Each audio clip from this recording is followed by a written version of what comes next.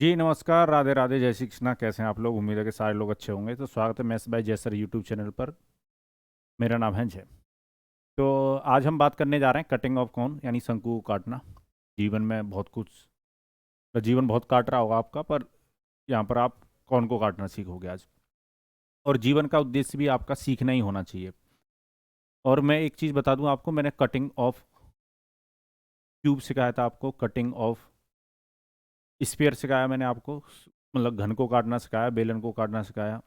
और आज मैं आपको कौन को काटना सिखाऊंगा। आने वाली क्लास में कटिंग ऑफ स्फीयर भी हम सीखेंगे। तो जिन लोगों ने कटिंग ऑफ क्यूब या कटिंग ऑफ स्फीयर वाली वीडियो नहीं देखी है, वो उनसे रिक्वेस्ट है वो वाली वीडियो ज़रूर देखें। और कुछ बच्चों की शिकायत रहती है कि क्लास कब आती है, तो सुबह 8 बजे क्लास ना आपको रिकॉर्डेड फॉर्म में मिल रही है अभी फ़िलहाल, और जल्दी मैं लाइव आने का प्रयास करूंगा। और प्लेलिस्ट में जाकर प्लीज़ पढ़ने का प्रयास करिए आप लोग, ठीक है। प्लेलिस्ट मैंने प्रॉपर बना रखी है, एलसीएम एचसीएफ हमारा पूरा हो चुका है। धीरे धीरे हम मेंसुरेशन को भी कवर करते हुए जा रहे हैं, मतलब लगभग मेंसुरेशन काफ़ी हद तक कवर हो चुका है। तो कटिंग ऑफ कौन, शंकु को काटना, हेडिंग लगा लीजिए। फिर मैं आपको समझाने का प्रयास करता हूँ। क्वेश्चन भी करेंगे, पहले मैं थोड़ी सी थ्योरी समझाता हूँ आपको, फिर हम क्वेश्चन भी करेंगे। मान लो कोई कौन है, ठीक है। हमने इस कौन को काट दिया, मान लो ये कोई शंकु है। तो ठीक है, इस कौन को काट दिया।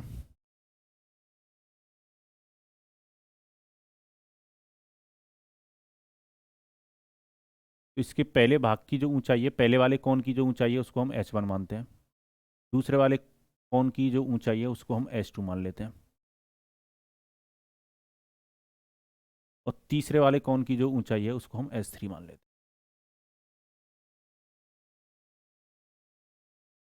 ठीक है। तो यहाँ तक ये तीनों कोनों की क्या हो जाएगी हाइट। पहले वाले कौन की हाइट है h1, दूसरे वाले कौन की हाइट है h2, और तीसरे वाले कौन की हाइट है h3, ठीक है।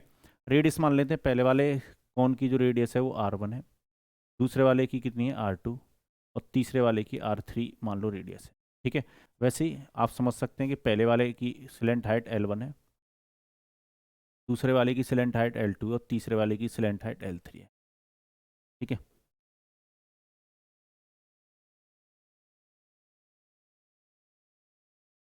चलिए, तो अगर आप इसकी 2D इमेज बनाओ, मतलब अगर इस 3D इमेज की अगर 2D इमेज बनाओ, या इसका आप क्रॉस सेक्शन फिगर देखोगे,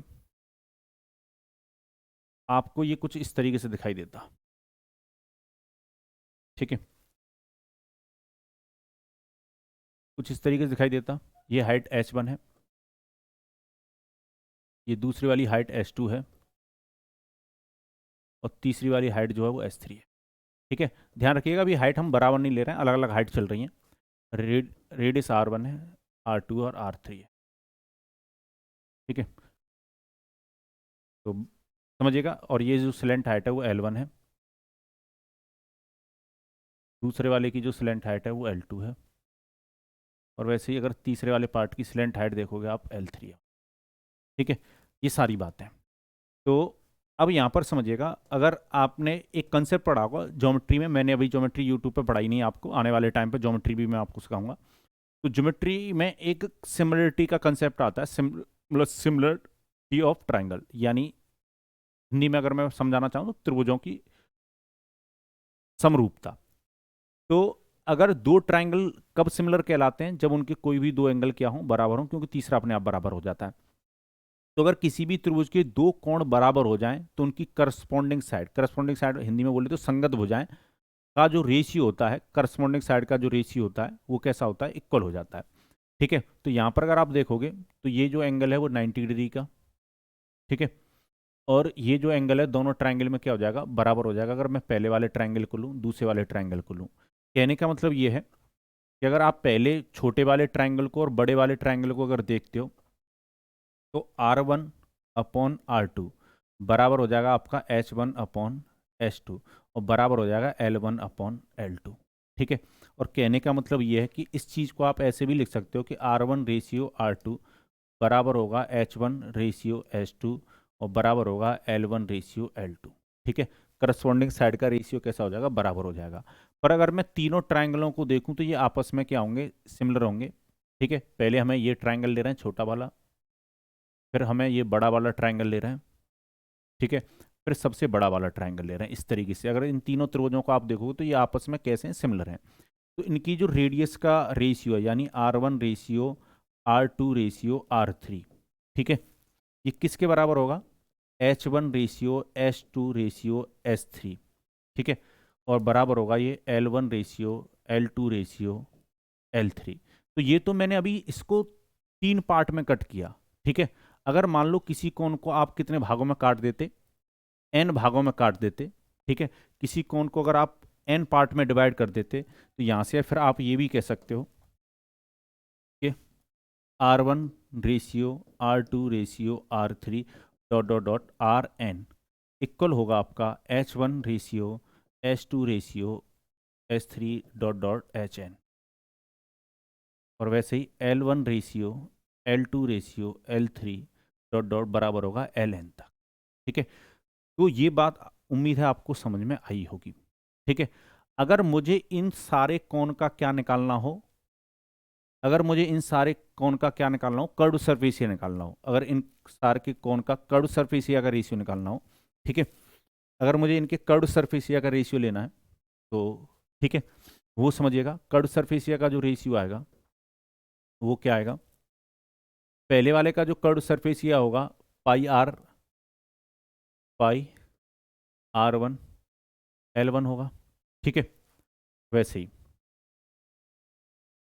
रेशियो पाई R2:L2 होगा, और वैसे ही पाई R2:L2 sorry R3:L3 dot dot dot ratio आपका जाएगा, आपका अनुपात जो जाएगा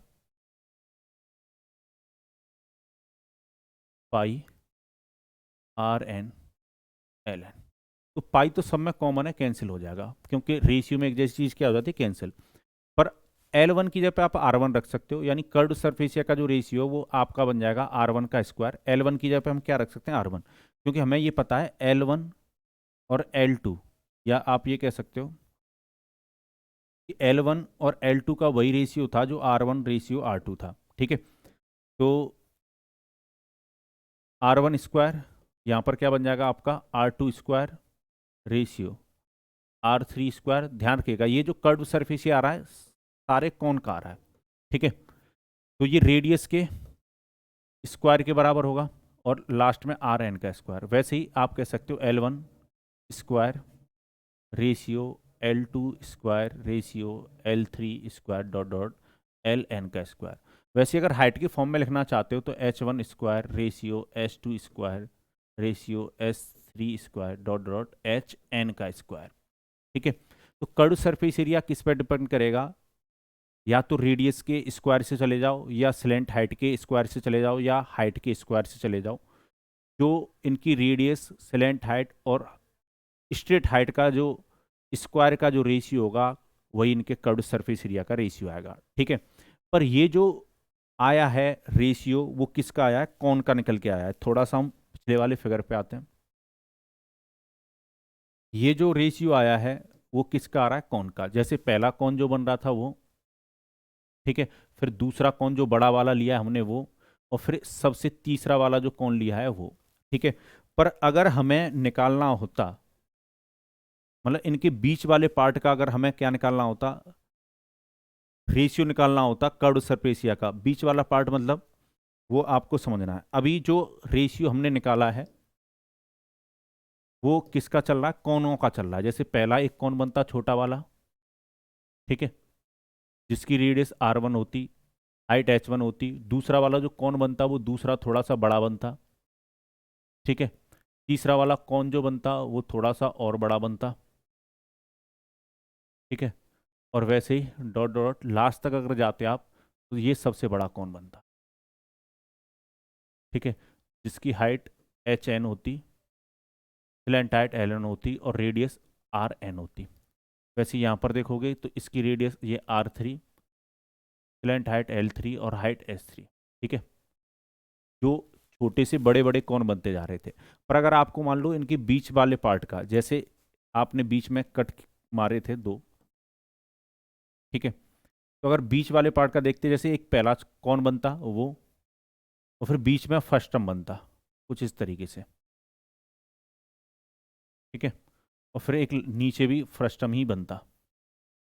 अगर इनका क्या निकालना हो आपको, कर्व सरफेस का रेशियो, ठीक है, यानी अगर पीसीस का रेशियो निकालना हो, कटने के बाद जो पीस बनेंगे, ठीक है, ये ध्यान रखिएगा, रेशियो चल रहा है, ये चल रहा है किसका, छोटे से बड़े कोण तक का आपका रेशियो चल रहा है कर्व सरफेसिया का।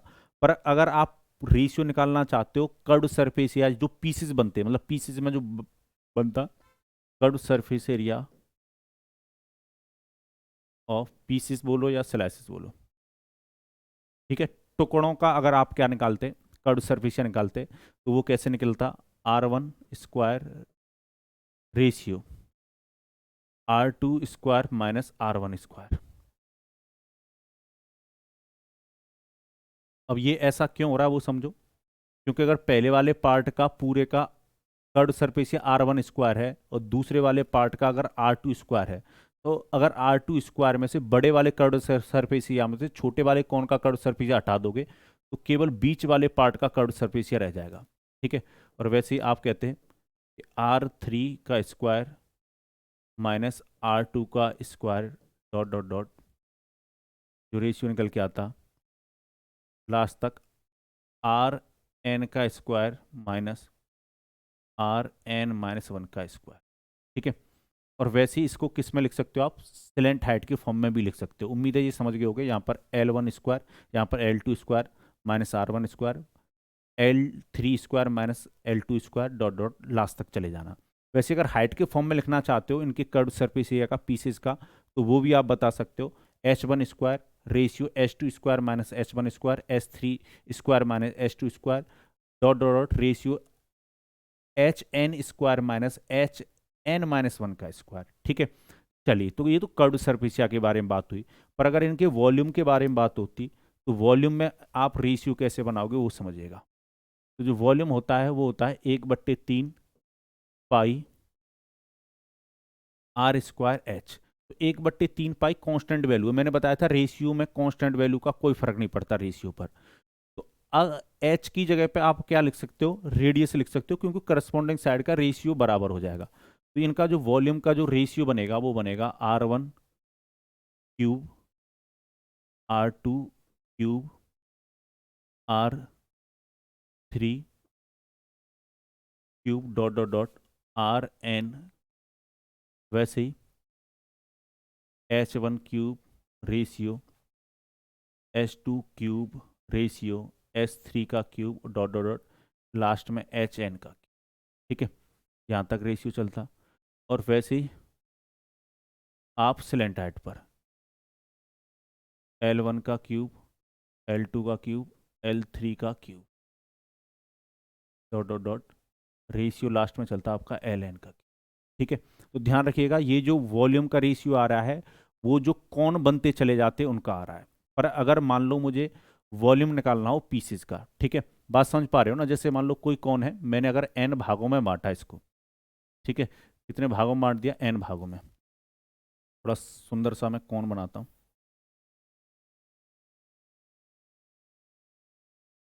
कोई कौन है, इसको अगर हम n भागों में बांट रहे हैं, ठीक है, मान लो पहले वाले की जो रेडियस है, पहले वाले की जो रेडियस है वो R1 है, दूसरे वाले की रेडियस R2 है, तीसरे वाले की रेडियस R3 है, और वैसे ही डॉट डॉट काटते हुए हम चले गए, लास्ट वाले की रेडियस है RN, ठीक है। तो मैं ये समझाना चाह रहा हूँ कि जो पहला कौन बनता उसका वॉल्यूम R1 का क्यूब होता, दूसरा जो कौन बनता, दूसरा जो बड़ा वाला कौन बनता, फिर हमने उसका वॉल्यूम निकाला, उसका रेशियो निकाला R2 का क्यूब, और वैसे ही फिर एक और बड़ा कौन बनता तीसरा वाला, उसका निकाला, ठीक है। और वैसे ही फिर इस तरीके से करते करते जब लास्ट में पहुंच जाओगे आपने लास्ट वाले के लिया, तो ये जो रेशियो आ रहा है वो कौन के हिसाब से आ रहा है। पर अगर पीसीस के हिसाब से निकालना होता, पीसीस का मतलब जैसे पहला एक छोटा कौन बनता बीच में,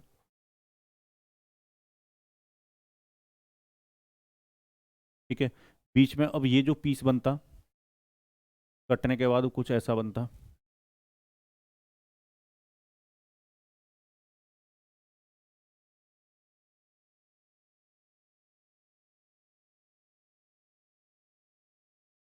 ठीक है, फिर एक और पीस बनता।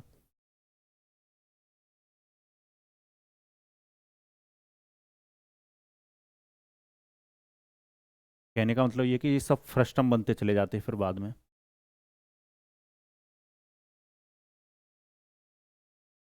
अगर इनका निकालना हो तो इसकी जो रेडियस है वो R1 है, यहाँ पर भी ये R1 होती और नीचे वाले की R2 होती, इस वाले की ये R2 होती और यहाँ वाले की R3, और वैसे ये R3 और ये Rn। ठीक है, इस तरीके से कटता हुआ चला जाता। अगर इन पीसेस का आपको कर्व सरफेस एरिया का रेशियो निकालना होता, ठीक है, सॉरी वॉल्यूम का, कर्व सरफेस एरिया का तो मैं बता चुका हूँ। तो वॉल्यूम और पीसेस का रेशियो अगर आप देखते हैं तो पीसेस का जो रेशियो आता, उसके लिए क्या करना आपको, बड़े वाले कोन के वॉल्यूम में से, बड़े वाले कोन के वॉल्यूम में से, जैसे मान लो पहले वाले का तो R1 का ही क्यूब होता, पर अगर दूसरे वाले का वॉल्यूम निकालना चाहते हो तो दूसरे वाले कोन के वॉल्यूम में से, दूसरे वाले कोन के वॉल्यूम में से पहले वाले कोन के वॉल्यूम को हम घटा देते, यानी ये बनता आपका R2 क्यूब माइनस R1 का क्यूब। वैसे ही आगे बढ़ते हुए चले जाते तो पीसेस का वॉल्यूम का रेशियो आ जाता R3 का क्यूब माइनस R2 का क्यूब, डॉट डॉट लास्ट में अगर आप जाते आर एन मान, सॉरी Rn होता Rn का क्यूब माइनस Rn माइनस 1 का क्यूब। ठीक है, इस तरीके से बनता। वैसे ही यहाँ पर H1 हाइट के अकॉर्डिंग भी ये चलेगा, स्लेंट हाइट के अकॉर्डिंग भी ये चलेगा। उम्मीद है आप इस बात को बहुत अच्छी तरीके से समझोगे, इस बात को दिमाग में बिठा लीजिएगा, और इस पर क्वेश्चन बनते हैं, बहुत अच्छे अच्छे क्वेश्चन बनते हैं और हर कंप्यूटर एग्जाम में बनते हैं। ठीक है, उम्मीद है ये बात आपको समझ में आ गई होगी। ये जो वॉल्यूम आ रहा है वो कौन के हिसाब से आ रहा है, ठीक है, ये जो वॉल्यूम आ रहा है वो पीसेस के हिसाब से आ रहा है, मतलब वॉल्यूम का रेशियो आ रहा है, वॉल्यूम नहीं आ रहा, एक्चुअल वॉल्यूम नहीं आएगा। तो कोनों के हिसाब से वॉल्यूम का रेशियो देखोगे तो ये, कौन के हिसाब से अगर देखोगे और पीसेस के हिसाब से अगर देखोगे वॉल्यूम का रेशियो तो ये बनेगा। चलिए, उम्मीद है ये बात आपको समझ में आई होगी, और इसी के साथ मैं आपको किस पर लेकर चलता हूँ, क्वेश्चनों पर। ठीक है, चलिए।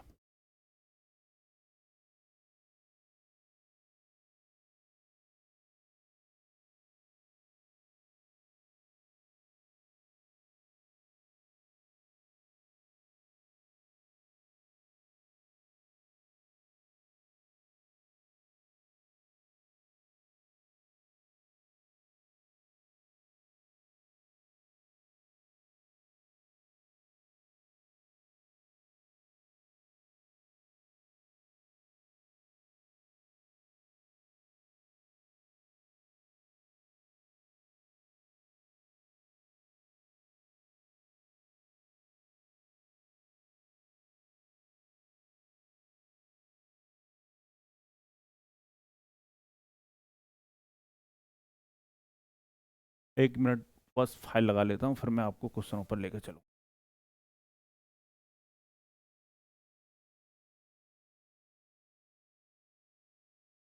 चलिए, तो क्वेश्चन आपसे पूछा जाएगा ऐसे। पहला जो क्वेश्चन है वो आपके सामने है। क्वेश्चन कह रहा है a cone is cut at mid point of its side to form a frustum parallel to its base. The ratio between the volume of the two parts of the cone would be. एक शंकु को आधार के समांतर मध्य ऊंचाई से काटकर एक बाल्टी के रूप में काटा गया। शंकु के दोनों भागों के आयतनों का अनुपात ज्ञात करें। ठीक है, चलिए, क्वेश्चन कह रहा है एक कौन है, इसको काट दिया गया, ठीक है, बीच में से इसको कट कर दिया गया। क्वेश्चन ये कह रहा है कौन के दोनों भागों का हमें क्या बताना है, वॉल्यूम का अनुपात बताना है, और जो काटा गया है वो मिडिल में से काटा गया है, यानी दोनों हाइट का जो रेशियो होगा वो 1:1 में होगा। ठीक है, तो पहले वाले कोन की हाइट का जो रेशियो वो अगर 1 यूनिट है, तो दूसरे वाले कोन की हाइट का जो रेशियो बनेगा वो 2 यूनिट बनेगा। ठीक है, तो मैंने बताया था अगर आपके पास कौन्स की हाइट है तो आप क्या बता सकते हो, रेशियो बता सकते हो इनके वॉल्यूम का। तो वॉल्यूम का जो रेशियो बनता वो क्या बनता, 1 का क्यूब। अब मुझे बताओ पहले वाले पार्ट का, तो 1 का क्यूब हो जाता, हाइट का क्यूब हो जाता। दूसरे वाले का जब आप क्या निकालोगे, वॉल्यूम का रेशियो निकालोगे, तो इनकी हाइट के क्यूब पर डिपेंड करेगा। तो दूसरे वाले का जो वॉल्यूम है, दूसरे वाले कोण का, जो बड़ा वाला जो कोण है जिसकी हाइट h2 है, 2 का क्यूब ये वॉल्यूम है, पर हमें केवल इतने वाले भाग का निकालना है वॉल्यूम। तो ऊपर वाले भाग का 1 का क्यूब माइनस कर दो वॉल्यूम का, तो 1:8 - 1 करोगे कितना आएगा 7। तो दोनों भाग का पूछा था तो आंसर चला जाएगा 1:7।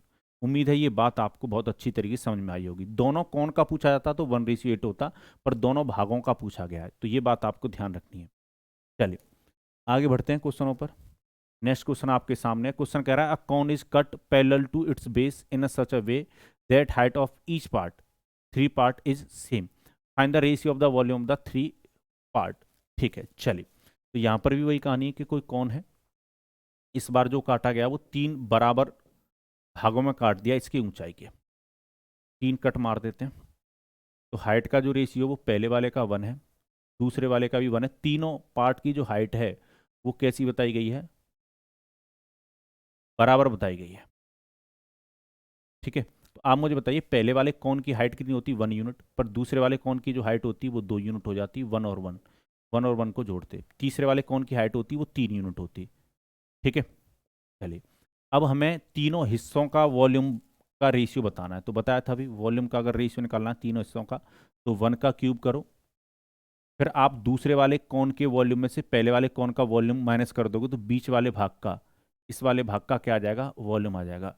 यानी रेशियो लगाओ 2 का क्यूब माइनस 1 का क्यूब। वैसे अगर आपको इस वाले पार्ट का क्या चाहिए, वॉल्यूम चाहिए नीचे वाले पार्ट का, अब आप क्या करोगे, बड़े वाले कोण के वॉल्यूम में से यानी 3 के क्यूब में से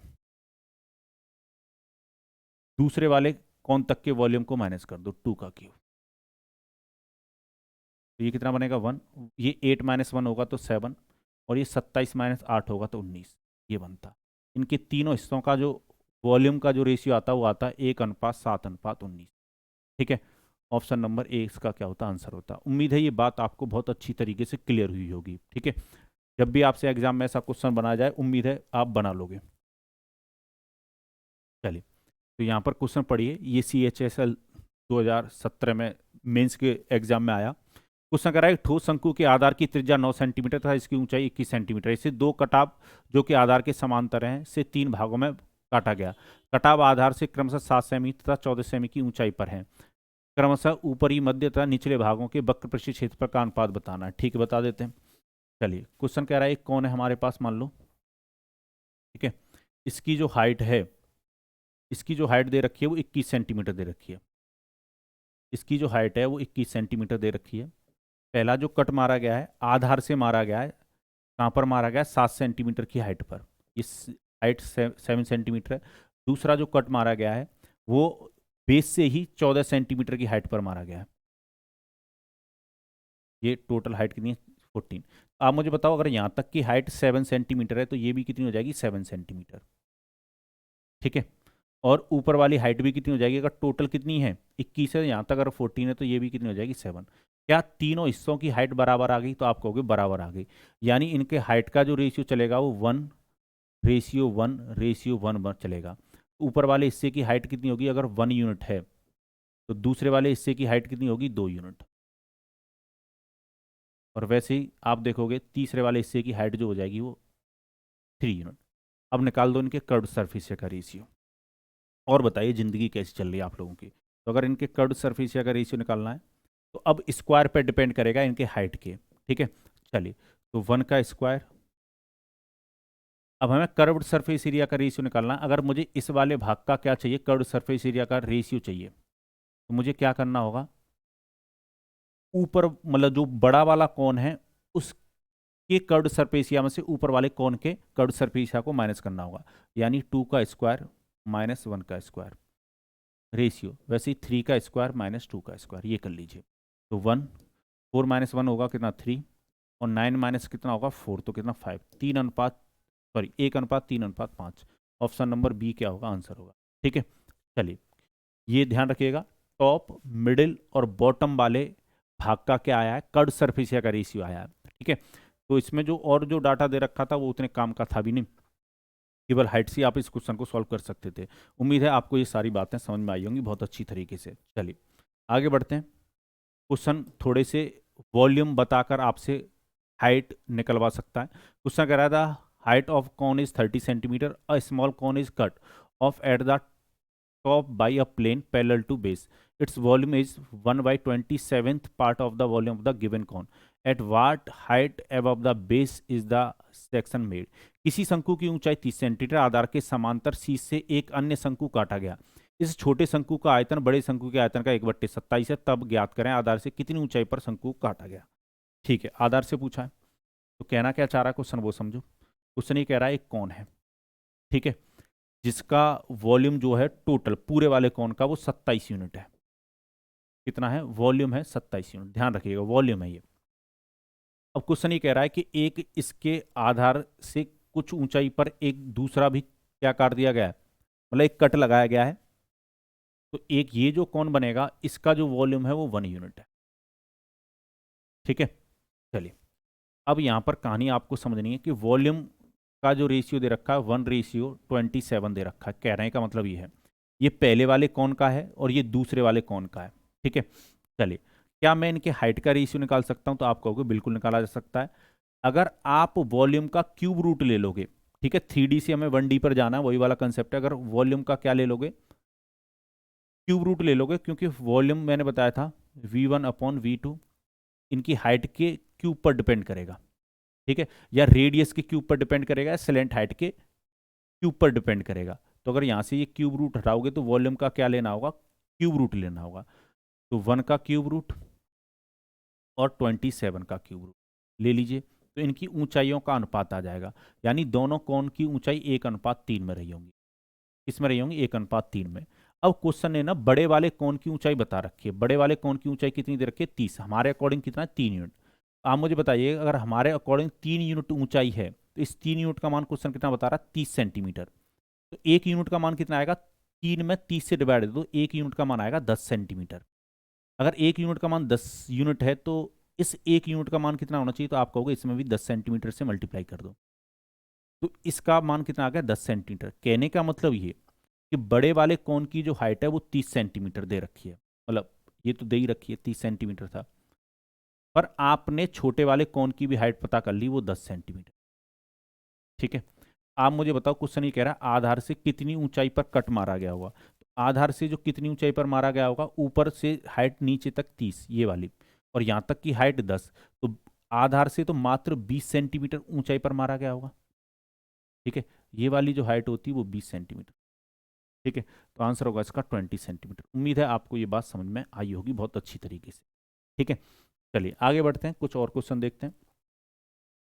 नेक्स्ट क्वेश्चन आपके सामने है। क्वेश्चन कह रहा है height of cone is 60 centimetre, smaller cone is cut off parallel to the base and the upper portion is removed, volume of the remaining part is 37 divide by 64 times of the volume of the larger cone, find the height of the smaller cone. एक शंकु की ऊंचाई 7 centimetre है, इसके आधार के समांतर एक छोटा शंकु काटकर ऊपर वाले भाग से अलग कर दिया जाता है। शेष भाग का आयतन बड़े शंकु के आयतन का 37/64 भाग है, तो छोटे शंकु की ऊंचाई ज्ञात करें। चलिए तो देखते हैं, ये सारे क्वेश्चन मेंस में आए हुए हैं। ठीक है, एक कौन है यहां पर समझिएगा।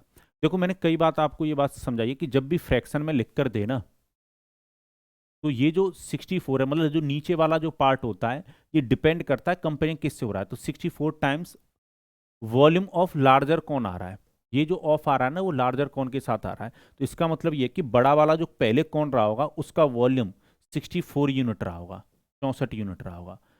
ध्यान रखिएगा ये हाइट नहीं है, ये वॉल्यूम है। ठीक है, ये क्या वॉल्यूम है पूरे वाले पार्ट का। ठीक है, ये 64 यूनिट ना पूरे भाग का वॉल्यूम है। ठीक है, पूरे कौन का। अब क्वेश्चन ये कह रहा है कि एक छोटा शंकु काट दिया गया अलग। ठीक है, एक छोटा शंकु काट दिया गया। तो जब एक छोटा शंकु काटा गया तो क्वेश्चन हमसे कह रहा है कि जो रिमेनिंग पार्ट है, रिमेनिंग पार्ट कौन सा, रिमेनिंग पार्ट कौन सा, ये वाला, इस वाले भाग का जो आयतन होगा, इस वाले भाग का जो आयतन होगा वो पूरे कौन के वॉल्यूम का 37/64 है, यानी इसका 37 यूनिट क्या है, वॉल्यूम है। केवल जो ब्लैक वाला पार्ट दिखाई दे रहा है, जो फर्स्ट टर्म वाला पार्ट है उसका वॉल्यूम कितना है, 37 है और पूरे पार्ट का जो वॉल्यूम है वो 64 है, पूरे पार्ट का मतलब पूरे कोन का। आप मुझे बताइए अगर ये 37 है तो ऊपर वाले वाले कोन का वॉल्यूम कितना आएगा? आप कहोगे 37 64 में से कम कर दीजिए। तो अगर मैं 64 में से 37 कम कर दूं तो कितना रह जाएगा? 27। यानी ऊपर वाले कोन का जो वॉल्यूम है वो कितना है? 27। ठीक है, तो अब आपने ऊपर वाले कोन का वॉल्यूम निकाल लिया, वो कितना आया? 27। ठीक है, कितना आया? 27। और ध्यान रखिएगा ये जो 64 था वो पूरे का था, ये जो 64 था वो पूरे बड़े वाले रेड में जो है कौन उसका है। ठीक है, चलिए रेड कलर से जो बना हुआ कौन पूरा है उसका 64 है। आप मुझे बताइए तो इनके जो वॉल्यूम का जो रेशियो बनेगा, छोटे वाले कौन का कितना बनेगा? 27, और बड़े वाले कौन का जो वॉल्यूम बनेगा वो तो दे ही रखा है 64। तो इससे हाइट का रेशियो निकाल सकते हो, क्यूब रूट ले लो, 27 का क्यूब रूट 3 और 64 का क्यूब रूट कितना? 4। यानी इनकी हाइट जो रही होगी वो 3:4 में रही होगी। इनकी जो ऊंचाइयां रही होंगी वो 3:4 में रही होंगी। शंकु की ऊंचाई बता रखी है, यानी बड़े वाले शंकु की हाइट दे रखी है हमें, कितना है? 64 है। हमारे अकॉर्डिंग जो है हाइट वो 4 यूनिट है, तो 4 का मान क्वेश्चन कितना बता रहा है हमें? 60 सेंटीमीटर। ठीक है, अगर 4 यूनिट का मान 60 सेंटीमीटर है तो 4 से 60 में डिवाइड दे दो, 1 यूनिट का मान कितना आएगा? 15 सेंटीमीटर। अगर 1 यूनिट का मान 15 सेंटीमीटर है तो मुझे ये बता दो इस 3 सेंटीमीटर का मान कितना होना चाहिए? सॉरी, 3 यूनिट का मान कितना होना चाहिए? 4 यूनिट का मान कितना था? 60, तो 1 यूनिट का मान 15 सेंटीमीटर आया, तो इस 3 यूनिट का मान कितना होना चाहिए? तो आप कहोगे 15 सेंटीमीटर से इसमें भी मल्टीप्लाई कर दो, यानी एक्चुअल में 3 यूनिट का मान जो रहा होगा वो 45 सेंटीमीटर रहा होगा। और क्वेश्चन हमसे छोटे शंकु की ऊंचाई पूछ रहा था और छोटी शंकु की ऊंचाई को 3 यूनिट ही रिप्रेजेंट कर रहा था, तो इसकी जो ऊंचाई निकल के आई वो कितनी निकल के आई? 45 सेंटीमीटर। उम्मीद है बहुत अच्छी तरीके से आप आज के सेशन को समझ पाए होंगे।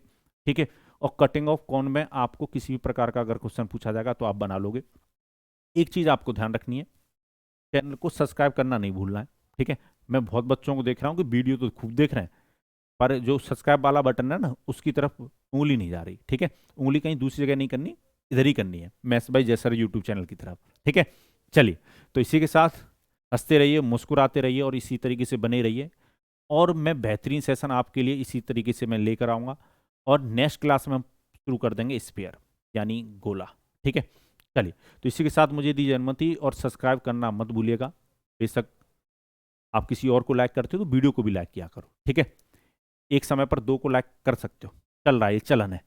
चलिए तो आज के लिए इतना ही। खुश रहिए, मुस्कुराते रहिए और अपना ध्यान रखिए और maths by Jaisar YouTube channel के साथ बने रहिए। जय भारत।